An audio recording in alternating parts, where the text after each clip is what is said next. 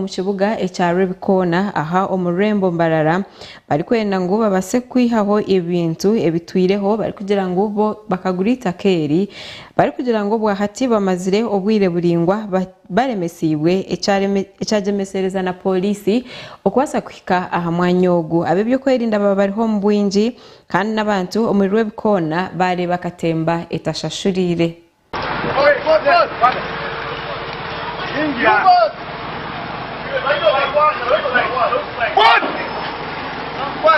Put him on hands up. Put him. Good.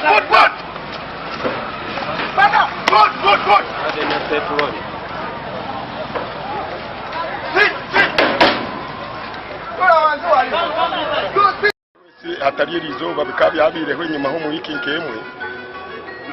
Biza bampana kopi abo ikizimbe cyimbu cya Twaro banka yakiguza basajja bara kandi tibasajja baraba harimo amazina go mukazi kandi shaheji biza of course biza namani mingi nyowe nakumu businge butatera abantu already abaterwa nabo nabantaruho konka ko nahikaho garaho yafutazirwa kandi nanye nikiriza nabasayiningira habwe nshonga biza abantu bingi munonga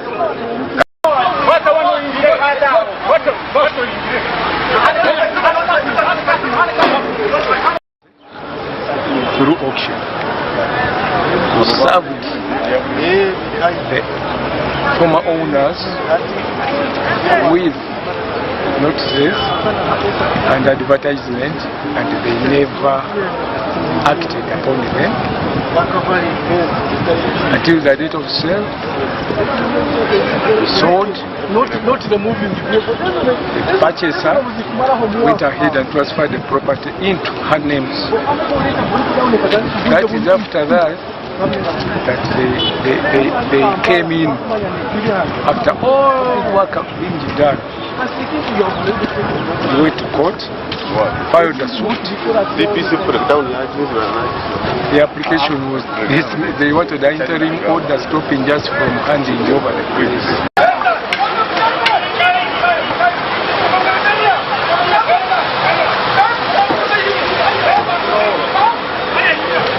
Yaho yamuru mu bituka burizo kera batiho tureba polisi yiza n'abazigu babine biti batandika batutira bamwe n'umunebo mu mutweba batutira batukora kubina mutwe ya muganda yabanje bajatebura kuri kubaheza polisi twate twaro mucome n'ingamba n'ubutkurwa yidakike gitumerira hakuti akubantu reba hijwire corruption kandi abantu abintu bari bashashurwa kwenda ngo bashasha abantu abatine mani konka tuza kurwana nka family tuza kurwana nka company to making sure ngo mutari nyuma y'ekintu yamanyango nito twina mani babe bazwa family abakwatwa cyakiriye polisi kureba ngo twabehaho ukwera ku having a violence aho already ayatangire kubaho and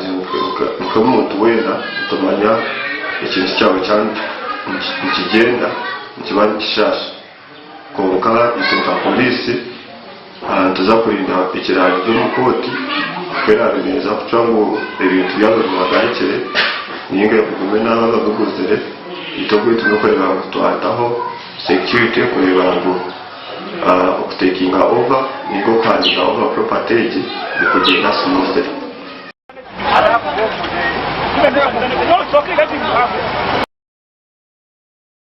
Abona bakuranira itaka aha omulimbarara twayongereyo na genshonga akaciko akari kurebuza enkozesa ya sente zo muhiwo mushoro aka Public Accounts Committee karuga omumbera katabukira oli permanent secretary Dastani baraba abo kugira ngo aine eshonga eziyayanga okugarukamu ogu nagamba kuba yahandikiwe ebaruha bari kugira ngo kurugirira aha report eyakozirwe omubarizi w'ebitabo wa government ngo aine kugira eshonga eziyayehozaho bituwe omukugarukamu akabagira ngo ebwire obwamazire omu office ngo ebe byone biri kugambwaho we akatakashire mu office.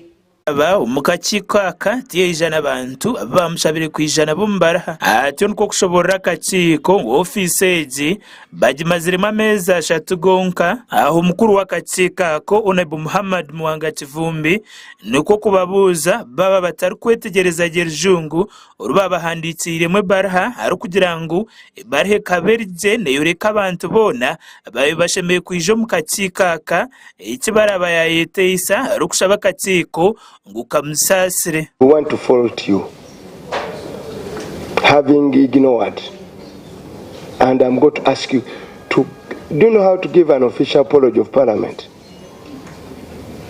Should I take you there? Have you ever been told to officially apologize? I'll make you stand there, put a string there,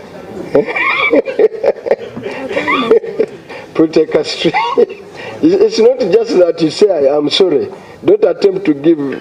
So if you want to, and it can't even be given in this committee, you go to a whole plenary, we will lock you in a dock there, stand there. It's very humiliating. I don't want to take you through that. Rose Elanga waretwa nkombaririzi w'ebitabo nawe yashobora ko office eji agiherizemo biri kumibionka atyo nko kushobora ngo ibintu bari kumbuza bikakorwa atakizirem office niyemwe. Let me appeal to you that this week we finish the business at hand because so much is piling and time is. I want to beg your indulgence that we consider OPM on Friday. If members take it, it's a decision I would have taken administratively, but I need their backup because they are the ones that matter. I can't have these meetings alone, especially when I'm asking them to be here on a Friday, when ideally they should be traveling to their constituency. Chair. And you know, in constituencies, campaigns are already underway. Abanyeshengero abatari bamwe na bamwe abari mu munyeshengero wa Maugora South Honorable Goret Namuga hamwe na Asman Basarirwa wabugiri baje mukuru w'akachika aka ukohereza abantu aba kugarukayo bakareta abantu abatumireho umbarha ari kugira ngo ababaka abatari bamwe na bamwe abari mu munyeshengero aba Maugora South Honorable Goret Namuga hamwe na Asman Basarirwa wabugiri niho bashabira mukuru w'akachika aka okutuma abantu aba ugarukayo bakareta abantu abaye bari mu offices umanya go kubabuzabuza eki Honorable Kivumbi yikerezana nacyo. The aggregate opinion is that you give you a second chance to do the needful and take responsibility, not the way you've done today. Really, I'm very disappointed. Did you attend our briefing? And you got even the letter. Please just mark that you have wasted a lot of our time. You can imagine, these members here arrived here at 6. We had a briefing at 10. But they've tried to their best to keep time to every other detail and in good numbers. Ebyo bikiri aho mukuru w'akachika ka Honorable Muhammad Muwanga Kivumbi yashobora ko office yenganzi yihanga iriyenegezaho okubuzabuza enshongeji ngukonkano barakoreki batekwa kucondoza ukikahamwe rw'enshongeji. Of the Prime Minister, as all Ugandans know, this office has really a lot of going issues that are unpleasant to listen to and to look at. As the case may be, they were mandated to come and appear before this committee together with an accounting officer who was the accounting officer at the time of the execution of the particular activities under audit in the audit year. Unfortunately, this agency has had accounting officers because of the history that all Ugandans know, which I don't need to qualify, that have been interdicted, but we made it very clear. Makuraga gasha kwa Ronald Ngabirano aba Sky TV againshonga muri Kampala. Omakuru gandi enganzi hanga Robina Nabanja erizoba yabuganaho team okuruga omuri Di Lorenzo bobebembirwe abari kukurira company egi abari mu Mateo Prosper babasa kuganira anshonga zitari zimwe na zimwe ezirimu okureba oku abantu muri Italy barabase kuyamba abanya-Uganda kutunguka bari kurabira omiringo etari emwe nemwe eya teknolojia. Di Lorenzo n'ekitongore kimwe omubikwebembera omubitongore bya teknolojia omwihangeri ya Italy kandi abantu bakora ebintu bitari bimwe na bimwe na mnongo mu kutendeka abana omatendekero agahiguru abakwija omu Uganda nikikuratira orutayayo oru enganzi hanga yagizireho omuri Milan muri Italy aho yabiragire kushenda abantu muri Italy kugira ngo bije bakorere emirimo yabo omwihangeri ya Uganda. Murukungana rwashitamira mu ofisi y'enganzi y'ihanga mu rurembo rwa Kampala Right Honorable Robina Nabanja akashoborera ba Di Lorenzo ukwariho umugisha ubwo kugira ibintu bitari bimwe na bimwe bakora mu Uganda uteireho no kushomeza abanya-Uganda. Uganda is one of the countries with the youngest population.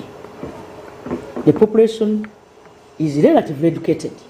I am saying relatively because Uganda has got a number of opportunities which our young people have used to get education. And so this population is easy to skill. Mukuru w'ekitongore ekya Di Lorenzo yashoborera ku Uganda utiriho na Africa ya hamwe guri omwanya murungi ogwo kutamu sente abo kugira ngo abantu bayo nebingi munonga mukagira business. An Italian manufacturer, since you came in Milano, everything changed.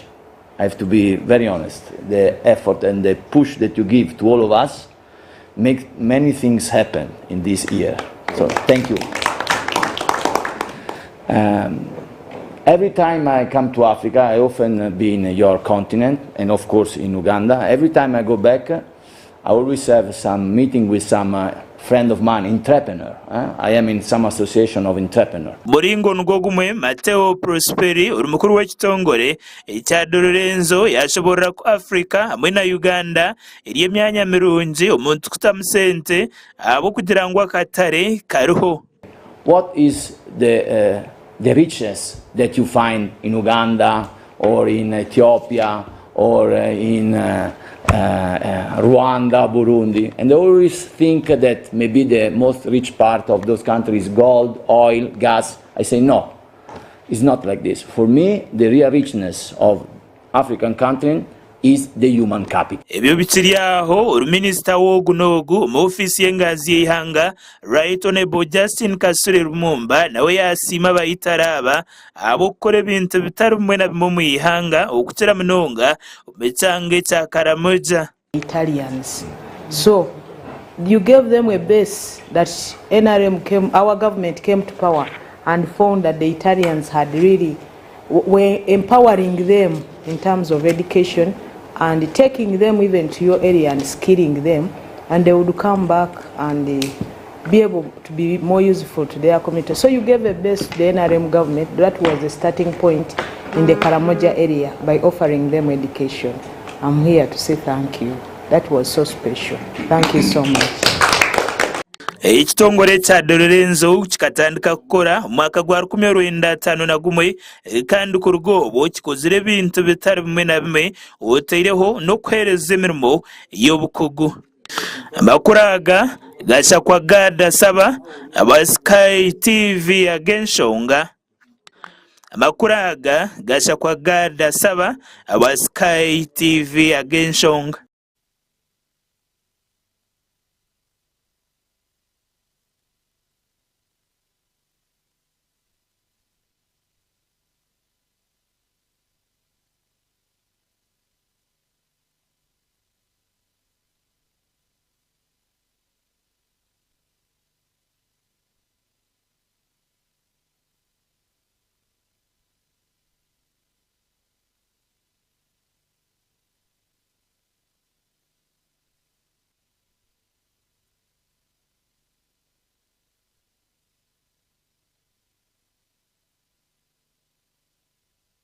okurugira hari sente ziri kwiha motoka ziri kuraba hanga oteegi ninke munonga ekiri kworeka ngu Uganda neza kumara emyaka 18 omwanya gw'emyaka 13 n'ekishashura ibanja okurugira hari contract. Emotoka ente niziwaho 50,000 ez'esente za Uganda kandi motoka empango niziwaho 18,000 okuraba hanga otoni emwe. Of course nga ekitongole ekyo kiraga tikikola omulimu but challenge weri financial releases okuva mu Ministry ya Finance naye ndowooza tulina okuva nga tulabe tu advising obulubanga oluguudo lwekuŋŋaanyiza sente kati kyekiruleetera okubeera nga ate mulideyinga okulirizinga sente lubenga lusobola okufuna amataala lubenga lulongoosebwa lubenga bannayuganda basobola okulukozesa memu okubeerako insecurity ng'olwero bwe tukiraba naye nga basically report si ekino ekyenkomeredde tujja kuba bannayuganda ekyenkomeredde kubanga tulina obuvunaanyizibwa bannayuganda okuba accountability. Okurugira hari mukuru w'ebyentebe kanisa mu kitongole ekiri kuvunaanyizibwa by'enguuto mu ihanga ekya Uganda National Roads Authority Engineer Isaac Wani yashoborera ku Ministry y'ebyesente erikuza kwimukiramu ekahweraho Uganda omu kushashura ibanjeri omu myaka 13 nk'okubaragaine. Era waliwo bannayuganda badde beebuuza nti bannayuganda bagenda sasula sente zino for how long? Mbategeeza nti bagenda zasula forever okusinziira ku information okuva mu bayinula wabula twebuuza bagenda kusasula myaka emeka eri Exim Bank oba eri abachina emyaka okusinziira direkita bwagambye ali concerned myaka 13 wabula tulina okumanya bw'otunula 2022-2023 financial year sente ezagenda mu treasury eri bannayuganda bwali obuwumbi 27 mu miliyoni 8 naye twebuuza bameka omunazi ali meka ezakuŋŋaanyizibwa kuba tezirifectinga n'obwibanjeri rahweyo mu myaka 13 gavumenti neza kuguma neeshoroza sente anguuto niemwe n'ekigendererwa ky'okuguma neegitereza oteireho okugigumyaho naye kirungi batugambye bajja kutuddamu mu buwandiike okunyonyola breakdown kyamunye twakuŋŋaanya obuwumbi 5 oba 4 oba 3 wabula ne tujjako bweziti zagenda mu kusiimula ndaba basiimula oluguudo twebuuza sente meka ezatera amataala n'ebirala kuba abannayuganda bamanye ensimbi zaabwe ez'omuwi omusolo naye twebuuza cost unity y'okukola oluguudo mawanga agatulinaanye eri wansi. Ebigambo ebi byashoborwa ab'ekitongole kya UNRA oba babugaineho abakakiiko ka Kosase akarikwebemberwa mukuru wako Honorable Muhammad Segona. I don't want to come and pay for your service. I will not use your service. Allow me to exit, including those that find themselves unable at the toll. The option is to tell them to go back. Now you tell somebody to go back in a single lane, in a one-way drive, which is very dangerous because of that flyover. And that's how somebody wanted to finish me. Ekitongole kya UNRA kyaba kyebemberwa omwebembezi mukuru wakyo Allen Kajina.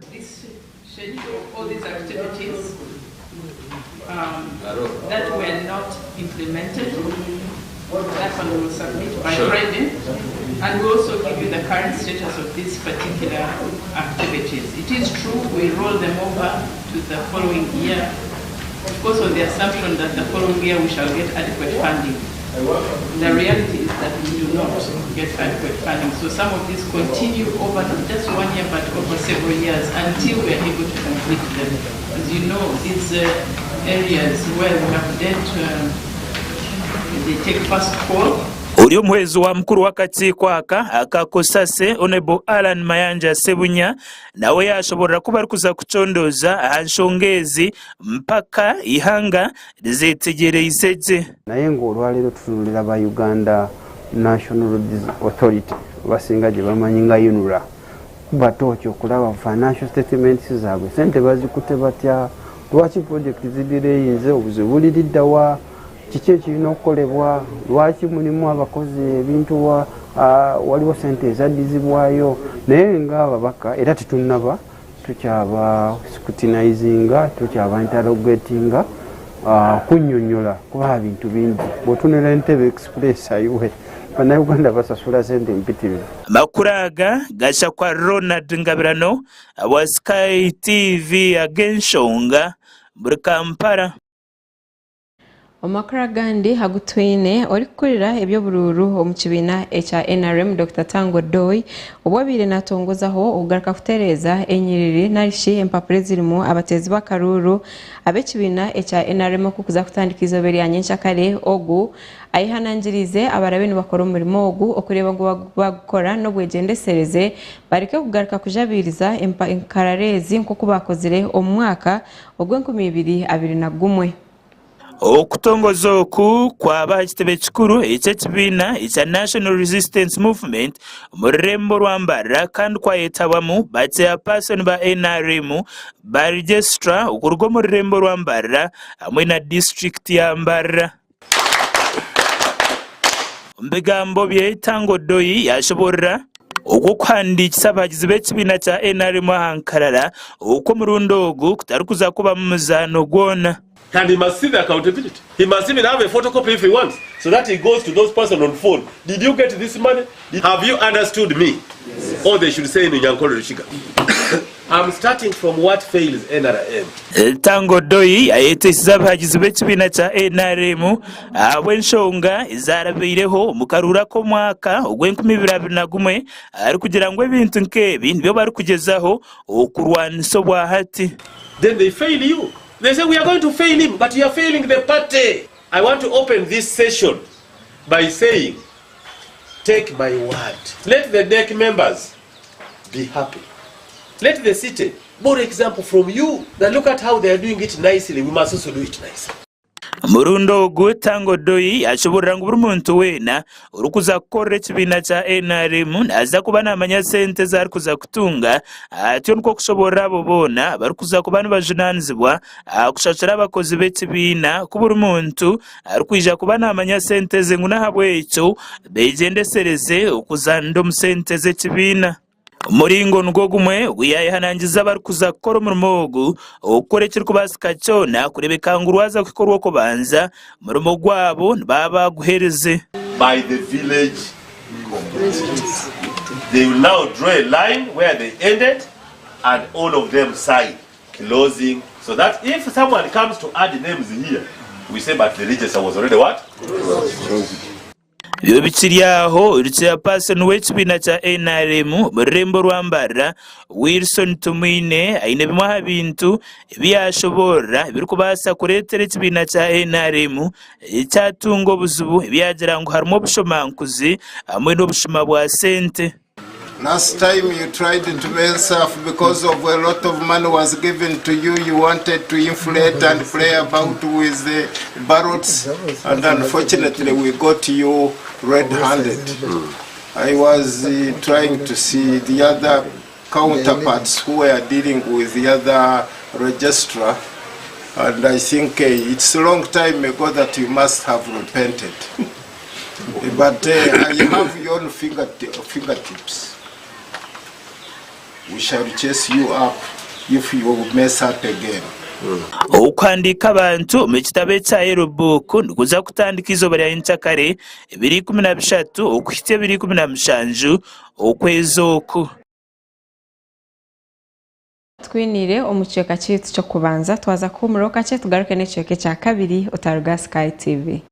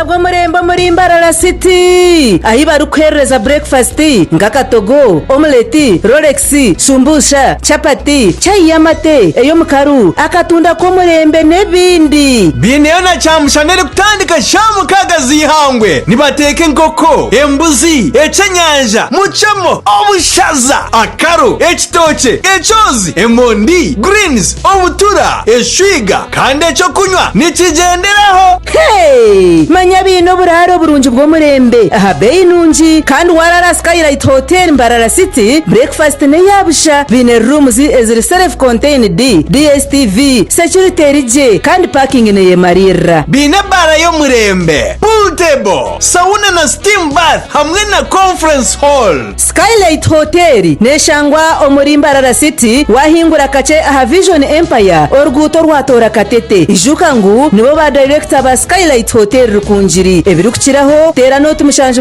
mwenda 18 58 38 ninga note mushanje note mukaga 36 36 Science Vocational School muri Banda neshango muri Kitwe municipality y'Ibanda byanditse n'ikitongore cyo bwegese n'imizano na National Council for Higher Education binebite center number hamwe ya technical nabakira beje mwenda abahirize senior kana senior mukaga okutunga certificate hamwe na diploma nona kwega accounting and finance secretary and office management records and information management library and information science journalism and mass media communication studies public administration and management tourism and hospitality management social work and social administration information technology building construction, automotive mechanics, fashion and garment design, electrical installation system and maintenance, hotel management and institutional catering, plumbing, cosmetology and body therapy, welding and metal fabrication, elementary mechanics, motor vehicle driving, omuzindi nyingi. Arais vocational, bino buraro, bino security, amezi, amashanyarazi, kandi abana nibatwarizwa kurunje munonga. Abeje ubona nibega computer, kandi bishara byitandekero, nebashyira buryo mu wenda. Kumanya biri kucira gamba principal, no tumushanje 3 nkaga 2 18 19. Arais Vocational School Ibanda. Forward ever. Sky TV yakuletera ekisya omuli burenge rw'izoba oyine emikoro ya bulchika enchiko zona emikoro y'amashomero corporate companies hamwe n'ezindi nyamwingi nitukumanyisa ngo nitubasa kukwatira omukoro gwawe butunu aha Sky TV aha kasente kachemunonga kandi nitubasa kushanga buruhori iwe cyo ine kukora tushikire aha office zitu aha Makrista Road hihi na Kabateri na Primary School omururembo Mbarara ninga tuterere smwezi note mushanje 8 9 5 5 na mushanje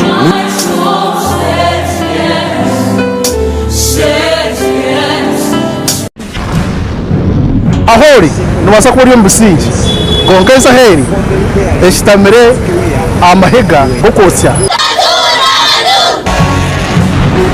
Russia ezemire kandi NATO nayo ne kwatana biragara America yasobe kijinji amahanga ganda gansi gakaferamu gamaka Gaza gamba Ukraine n'amahanga ganda gona iyo kuboshitamino kuremera moyo yoyona enseji nene yirukanga speed ya man nane bikuba mu bingi munonga emihondano niyekize yo kubaho ebyo natwantu kubikuletera kugoro kubanza mpoko wa 5 mushaje mpaka 8 zihangwe tukwetera makuru agafa omunsi yona omusky express show nanye izedi omushikatwa karahangiga mbine wanyine omwana bakamu obusingi Sky TV irakari abantu orwa kabiroru omu program omuhinji no mulisa otaferwa mwena jango rizoba ngarike nyambuke zo mu Rwampara district akundu yo muri byanamira ngani no mwami kreti aina nasare bed zo mulembaho rugogoma kandi zumuwe mitwaro n'imitwaro y'emyani nangwana iza kona twereza n'embozi ekwatirine okuwa kutandikira umwani kuruga ahanasare bed ebinde burungo ebituru kukozesa twarantukora umwana ogu twine powder egintu geta routing hormone ninga shiru routing powder eji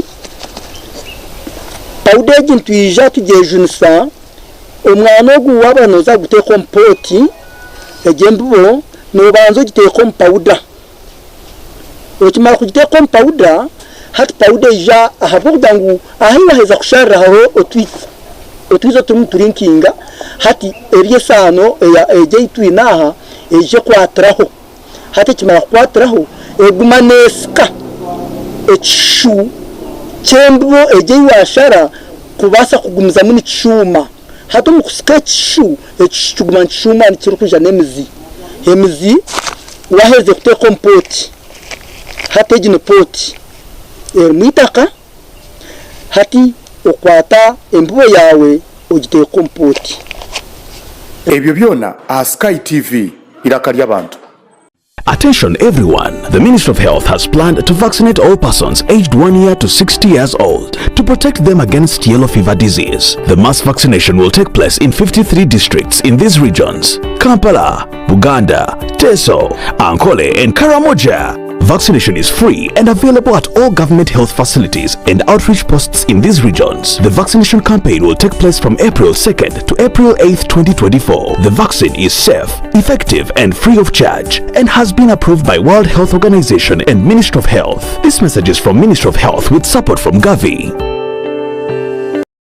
Olususu lw'omwana wange lwetaaga endabirira eyeesigika. Kyenva mmunaaza kyogero vitamin E soap ate ne mmusiiga kyogero vitamin E pink jelly okusobola okukuuma olususu lwe nga lulamu. Omwana wange n'anyirira ne yeeyagala n'abeera musanyufu buli kaseera. Ate ne famire yange nayo tukozesa kyogero products.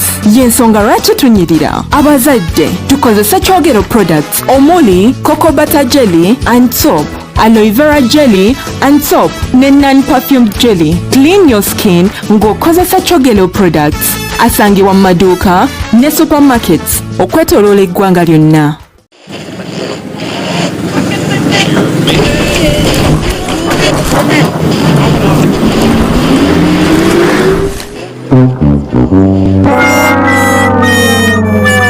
Naye muzeeyi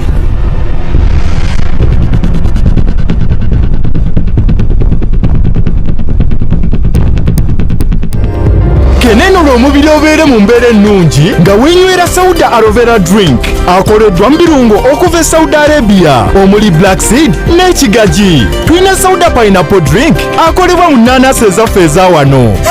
Tuyina ne Utamo Miracle Sauda drink okumanya ebisinga okubira Dr. Tayewa.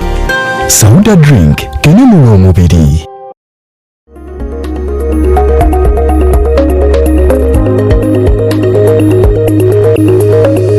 Sky TV iraka ly'abantu.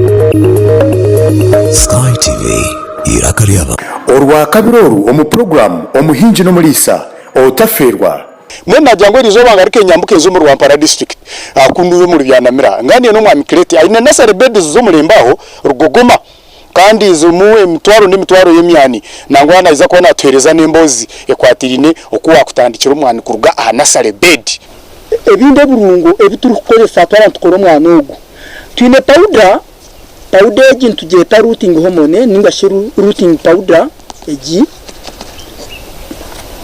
ntuyija tugejunisa umwana ogu wabanoza gute kompoti egembubo no banzo gite kompowder okimara kugite kompowder hat powder ija ahavudangu ahiwa heza kushara haho otwizo tumuturinkinga hati eriye sano eje itwinaha eje kwatraho hati kimara kwatraho eguma neska ecishu chembo eje washara kubasa kugumiza muni chuma hato mukusika ecishu ekishuguma chuma ni kirukuja nemizi emizi waheze kute kompoti hati ejine poti mwitaka hati okwata embubo yawe ogite kompoti ebyo byona Sky TV irakarya abantu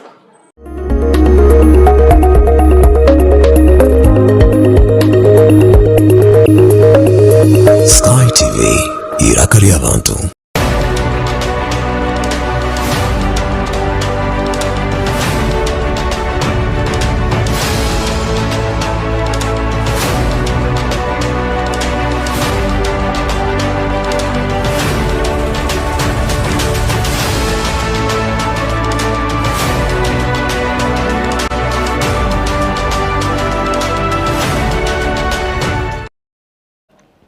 Kurikayo omukahumuro webali mnonga kuba kiri aha Sky TV ori kureba agenshonga omucheka echa kabiri Jemima Buhanda ori mukuru w'entebe ya katano aha wa district ya Shema ari kugambaho aha kujaguza ebirugire ombigezo ebyasine ya mukaga ayishemero lyari akasinga cebwa nyuma yo kutunga abakozi robonero 20 ekitakaboga ishomere likuyari atandika ashabira abashomesa okurekeraho omuze ogwo kushorora ombeji ogu nagirangu omuze gwo kushorora ombeji niguretera abeji bayanga okushoma kandi na nanyense yabo etaba yo mugasho.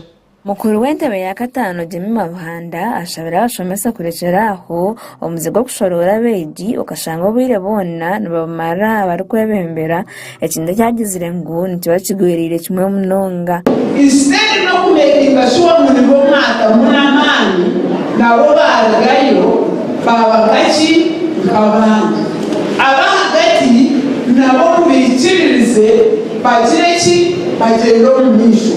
And those who are very bright, please, memo muyange batahibani abakubanirera mofungo kugira mutwenda to going away with Ephraim. John ko kongera akashobora ngo buri umwe nayitenga mutahiwe mboyo none yasha buri umamanye ko bahatindwa muranga mukuru mu district ubwo butashorora na mnonga haya babino buri mu ahambiri yabo. I want to assure you that I'm a person who is championing all boys, girls, women, elderly and disability. Because we have seen that everyone needs another. We cannot develop unless we all cooperate. We Abel Shejera uri mukuru w'ishomereri ashoborere ko abeji babase koraje munonge bigezo byabo. Bweni tushemereye umunonga ya gasinga cye amashemerwa ni menje umunonga wo bahabitukoze kitaka kurwaga umuri ya gasinga umwana ya points 20 ubone rubona yabohezayo kandi ari umushya kwasire examu yabiyamu points 20 ogu nashobora ari kugira ngo abantu menje ko kubatwene bagataha bimuzano ngo bongeremo nabe bwegese hamwe n'imicomirongi y'abana ibiri kujja kuba basagumuza muno bakoraje munonga ati nko kusima na government we abo kugira ngo namana gutwatiremo abana bitu bakatwicererezamo baba bahurizi discipline yabanungi kandi twabahereze bibabire nibetaka katesti kumara tukabashomeza heza za silver heza ngwino environment yitu abatire mu za discussions bakazikora abeja bakoze ireje munonga n'amashemero mingi bashobora cyo basekoraje atyo ko kuhabura n'abandi abana bakuratire okora barabase kubirabamu Brunias koze points 20 hari akasinga cye nimbaza no kusimarahanga umbasiso kumurya byona akubagabira gatari man ganje nk'umuntu yongera nsima abazire banje ayo bashashara school fees nabona imbukwatarise nabo nyamunonga yongera nsima abashofesa banje bona education koze repisi yo mu points 18 ikindi nakoze maxi no kuba determined no gukora kandi no kugera mu cyo mirongo kandi no kutina hanga because kimwe cyo naranga no agasha kwagira tugume muri shema wa Sky TV agenshonga webale Gerard tugume omugandi hagutwinire omukaze fakazi uri kumanyonka kabarunji Gaudensia arugireho yatunga abahwezi abatandikire kumwombekera enji yo kurara n'abana be mu district ya Rubirizi ogu omukugambo na Sky TV ayorekera amashemero mingi ari kugira ngo bwahati yahona okurara omukifurukwa Barunji Gaudensia no mtura wa cyaro cya Katonya umuruka gwa Nyamiruma umugombora ya Cyabakara muri Rubirizi district kandi uhwezobu nabwe babaje weva El Ministries erikwebembera Pastor Daniel kurwo mu Bungereza umukugambaho na Sky TV kabarunji nagira ngo atuye nabona kwihomshije aho yarwo mu Magaragensi no mujomu ndora ko kweri ndeni nyama njante mukama bari wandinda oyo gune migugu yanje nyawanya gwire migugu naruha aboko musije kafayanso gaho nazo mukubona bona kuhaho ahihanga cyasharire make akegura migugu yanje akandetera abo kunyamba nayongera ashobora kunaba mahabenji nabo bafire kare kazaramani 12 bapfa baho nasigaza abana bashatu abishye babiri n'umwojo yabura kwiyatahizo mukazo we yamara kufa yabura na hati kuma yari kunka abishye babiri ndenabo ubwo na mama wanje atukurize twakora tugiye fuzi tukubona akabanja kanako tukakiho mu mbabazi mama kakayiya yakabona aturenje niye beturemere nkitwe nkabishyi mukama ije yatugirira mbabazi ndukutonzi yantabana banje ndeho yabita kinyine bo kubata abaware benje batwire nibatahamu nogira namara bitobona bagumuzamu basima imbabazi zarhanga ni musima ntine bukoma na bugake kandi sima na ruhanga wabatiremo umutima bwo kumanya inshoberwa nkanye efuzi efakazi etine kiyamba kandi etine kwera bakije bakantera ho mukono kanta kumana kuba kwenda kwija karemba bazaranganiza bareba bana batano bona tubakora kandi tubine cyo kuzwara kwariza hamwe no bwoko bareba bona tibine cyo kuzwara kandi tubakusoma kandi cyo kurya no kusiba basa ko babona bakabakawurya cyaki kabura tukanyama tushikiriye mushugana saba bangereza n'abaturage yatugambira hakombe ko mukayikurogu twafuna timu yitu kwatagana nayo kandi yo kugwa mu Europe nayo yanamberebe icabiri kugeno misho kurabagize acanga ico cyenyine cya Katonya kubakire ahanze ejo barerembera ekabane ni arami kandi ejitinju yo kubanza nenzu yikumi kandi ndengera kongera kuyamba abantu abarumunonga batine kiyamba namunongo mugombora yanje nanye kashemerwa munonga ninga nisima abiruhanga byatukorire sima abajungu abijire bakatukorera buri kintu cyone kibari muri bakora agagasha kwa Sharif Murungi awa Sky TV agenshon